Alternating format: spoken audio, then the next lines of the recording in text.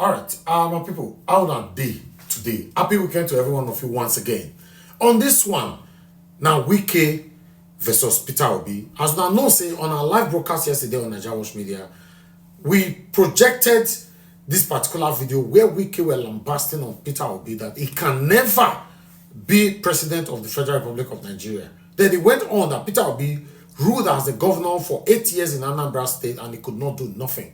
As we are speaking, development is going on in Anambra State. He also went on to accuse Peter Obi that Peter Obi, the money Peter Obi kept in the bank, in Fidelity Bank, he kept it for his own personal profit.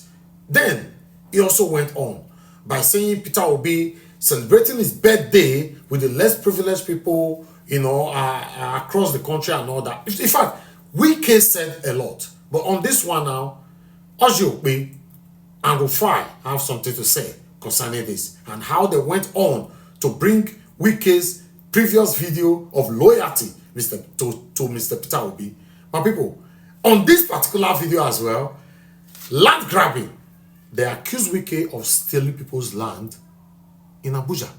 My people, let's watch this together. Reactions to the confrontation by FCT Minister Nyesom Wike, who accused Peter Obi, former Anambra State Governor, and Labour Party's 2023 presidential candidate of diverting state funds. The allegations came during the inauguration of a road project in Abuja. Wike spoke in response to Peter Obi's criticisms of dilapidated schools in the FCT, describing Peter Obi as a social media president. Wike alleged that Obi diverted money meant to be used to develop Anambra State into Fidelity Bank, where he was the highest shareholder, so as to earn profit. Wike also challenged Peter Obi to publicly compare what he did in 8 years in Anambra State with what he has accomplished so far in the FCT in just 2 years. Let's take a look.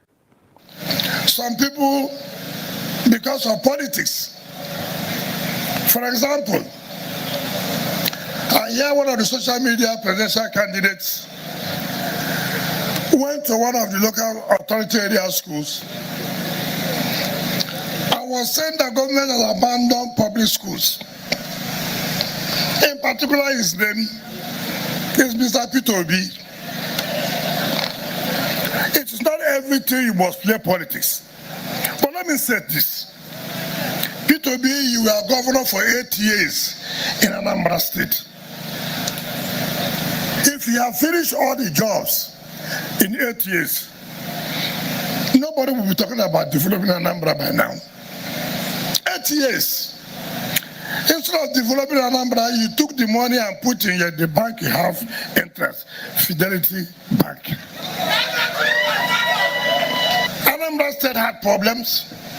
The money was there to develop Anambra State.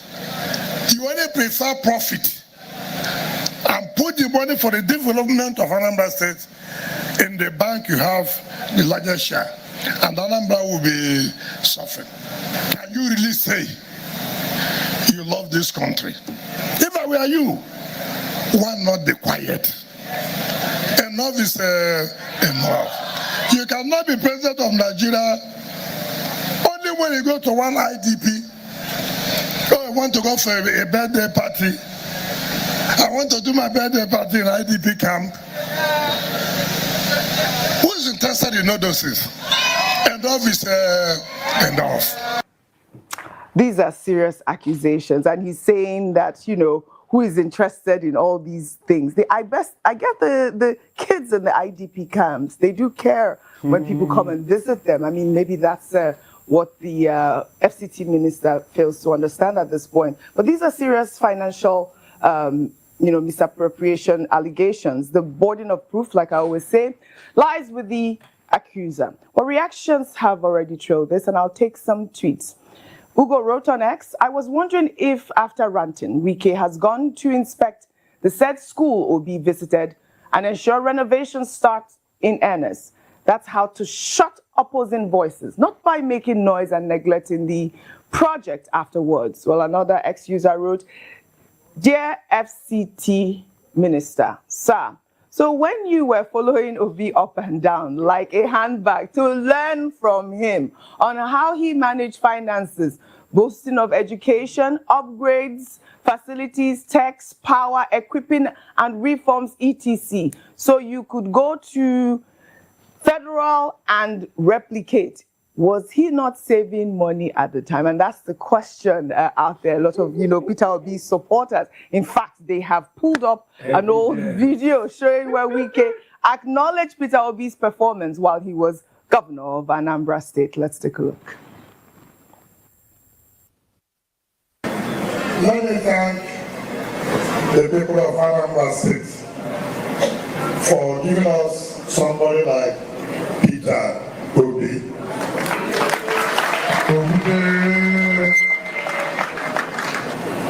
Each time I come closer to the governor, I learn new things. New things in the sense of his commitment to his job. He's one governor that has not been distracted irrespective of the politics. He believes that he has a mandate to serve his people, and you can see the results of that commitment.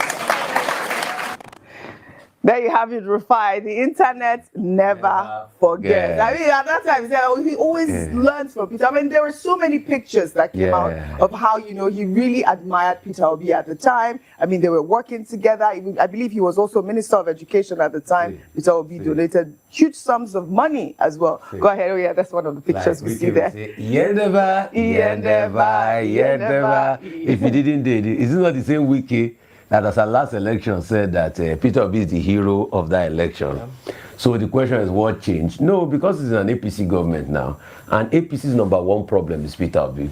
They must attack him. And what is Peter Obi's crime? He got over 6 million votes in the last election. So they must attack him and bring him down. As an FCT minister, they told you schools are not good. The next thing, go there and fix it. Go there and fix it. In fact, that's why I want to give due commendation to my very good friend and my able minister, Minister Umahi today. The time we brought the issue of a road not good, what did he do? He went there and he did it. Sent information. So on this, Minister Umahi still scores more than Wike. It's not that if I say on that, I will not still talk with you. You know me, I will talk. Yes. But on this, Bimba, he sent you message to me. I say, I love him too. We both love each other. But you can see how politics distorts everything. This is it. When will Mr. Wike focus on the schools he ought to fix? When will he even the pictures? When will he focus on the questions they've been asking him about land allocation, land grab in Abuja, and properties abroad? Security. When will he focus on that? The next thing, he starts to make allegations. He who alleges must prove. Anyway, Mr. Wike knows how to make a lot of allegations. Hope you know, I'm sure if you don't, let me give you the facts. That Tonyeko has sued him to court when he went to make allegations against Tonyeko on another TV station that was left unchecked. Tonyeko is going to sue him for 20 billion. So he will have to account. Politicians should just face what they have to do. That's just it. Absolutely. See, and this argument he was making, the most interesting argument I heard is the fact that if he finished doing everything, there will not be need for another development. So a government will do everything, just finish it like that. Really. Right. So what will be remaining for others to do? All right. Mr. Wike, you have tried in your own regard in some areas. In some areas you have not tried. Focus on your work and stop saying things that are not empirical, Jerry. These are the issues. The same man you are praising. You were talking about the FCT and land grabbing. I'll take this story so that we can actually discuss that. Meanwhile, operators at Trinity Gardens in Maitama claim that they are being forcibly displaced after 14 years of lawful operation. The business owners allege that the green area they've developed has been reallocated to a newly incorporated company despite having proper documentation and following due process. Well, according to the operators, after green area allocations in Abuja were revoked earlier this year for vetting, they submitted all required documents, including a valid sublease agreement, updated ground rent payments, and a letter of intent from the Abuja Metropolitan Management Council. However, they discovered their original plot number was changed, with a fresh right of occupancy issued to Abuja City Works Limited, a company incorporated in June that received its rights of occupancy in July. The operators claim that despite taking the legal route and filing a court matter, they received a 24-hour quick notice this week, resulting in 68 staff members being displaced. Now, let's listen to a mother of one of the business owners, who's also a widow. There's no job, and I set up a job for my children. And something like this will just come up someday, demolish millions of naira here. No notice was given. Nobody told. They didn't tell us anything. No, at least if you're coming to discuss somebody something, there should be a dialogue. There should be a round center table. So me, all I know, the God of the widows, the God of the fatherless. If Wike is drinking water, that water Wike is drinking, he is drinking the anger of the Lord forever and forever. That is a really sad woman, you can tell. A widow, she's invested so much money. And you know, these operators, they raise critical questions, and I'll read some of their questions. They ask, why would a validly leased property still under agreement be reallocated? Two, they said, why would an active business employing Nigerians be demolished without court resolution? Because they said the matter is in court. These allegations suggest the land was not taken for public use, but for private interest. I mean, these are the sort of questions that they're asking. They're talking about due process. I mean, Ayo, if a matter is in court at this point, why would they demolish the properties? That's the question. Good question. Yeah. And unfortunately, Mr. Nyesom Wike's tenure as FCT minister has been plagued with a lot of accusations in this manner. And accusations of land grabbing in fact. It was very sad to see that woman, and she speaks for a number of people in Abuja who have unfortunately undergone that fate. When you say a number of things are in question. Number one, the respect for the rule of law. Number two, investor confidence. And this is what we always talk about when issues like this come to the fore.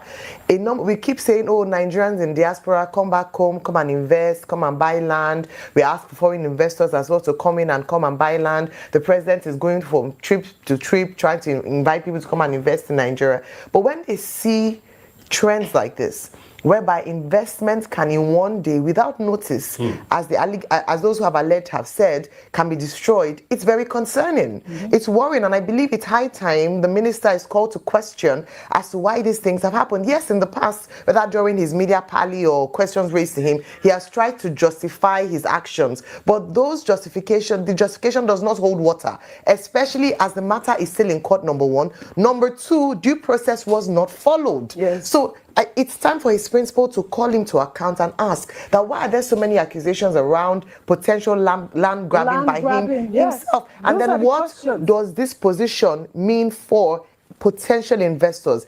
OG, there's some parts in Nigeria now that people are saying they will not touch with a pole when it comes to investing because they are not sure what would happen to their investment overnight. And that's very worrying. Yes. We must provide an enabling environment for investors to be confident enough that their investments are safe. Yes, and it's not happening in Abuja at the moment, so we need a clarification. A response, from the FCT Housing Authority as well to, regards to this allegation of land grabbing and, of course, displacement of, people that have worked years. All right.